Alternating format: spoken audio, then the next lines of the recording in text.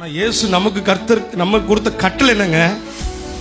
எகிப்திற்கு வரப்பண்ண வியாதியை ஒன்றாகிலும் உனக்கு நான் வரப்பண்ணே, நானே உன் பரிகாரியாகிய கர்த்தர்.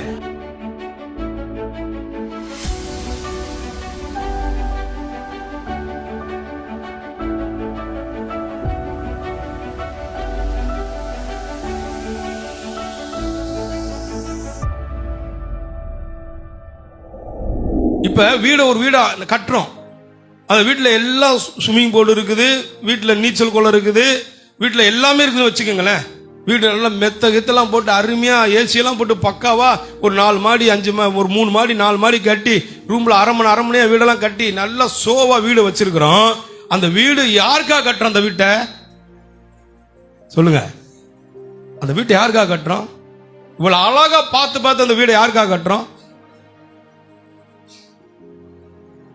வீட்டில் வாழ போற ஆளுக்காக கட்டுறோமா, இல்ல பெருமைக்கா வீடு கட்டுறோமா? வீடு பெருசு இல்லைங்க, அந்த வீட்டுக்குள்ள வாசம் பண்ணுகிறான் பாத்தீங்களா, அவனுக்காக தான் அந்த வீடு. அப்ப வீடு ரொம்ப முக்கியம். அந்த உள்ள இருக்கிற மனுஷனுக்காக தான் அந்த வீடு. ஆமே, வீடை கட்டிட்டு உள்ள இருக்கிற மனுஷன் நல்லா இல்லைன்னா பேர் ஆரோக்கியம்னு வச்சிருப்பான். ஆமே, பேர் என்ன பேருங்க? அதுல வேற ஒன்று சேர்த்திருப்பான், ஆரோக்கிய சாமி அப்படின்னு இருப்பான். ஆமே, ஆனா ஆளு ஆரோக்கியமா இருப்பான். நான் கேளுங்க, என்ன பிரதி இப்படி நடக்கிற மூலம் அப்படின்னுவான். என்ன மூலம்? உள் மூலமா வெளி மூலமா? மூலத்தில் நிறைய இருக்குதுங்க. என்ன மூலம்? அது எகிப்தியர் வாத. ஆனா இயேசு நமக்கு கொடுத்த கட்டளை என்னங்க? எகிப்திற்கு வரப்பண்ண வியாதியை ஒன்றாகிலும் உனக்கு நான் வரப்பண்ணே, நானே உன் பரிகாரியாகிய கர்த்தர்.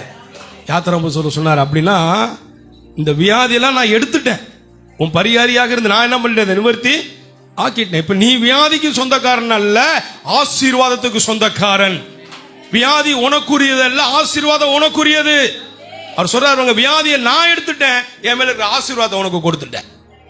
தான் எப்படி பிள்ளை நல்லா இருக்கணும், குடும்பம் நல்லா இருக்கணும், தன்னை அர்ப்பணிச்சு தன்னை ஒப்பு கொடுத்து எப்படிலாம் செஞ்சா எப்படிலாம் சுவையா பண்ணனா அந்த பிள்ளை சாப்பிடுமோ, இந்த பிள்ளை சாப்பிட வைப்பு தான் நம்முடைய நோக்கம் சொல்லி எப்படிலாம் தாய் தன்னை அர்ப்பணிச்சு உணவை செஞ்சு பரிமாறுகிறாரோ, அந்த பிள்ளை சாப்பிட வைக்கிறாளோ, அதே போல இயேசு கிறிஸ்து தன்னை அர்ப்பணிச்சு நமக்காக சிலுவையில் தன்னை ஒப்பு கொடுத்து என்ன பண்றாரு? எப்படிலாம் கொடுத்தா நீங்க சாப்பிடுவீங்க, அது நல்லா இருக்குன்றதுக்காக தான் எல்லாவற்றையும் உங்களுக்கு கொடுத்திருக்கிறார்.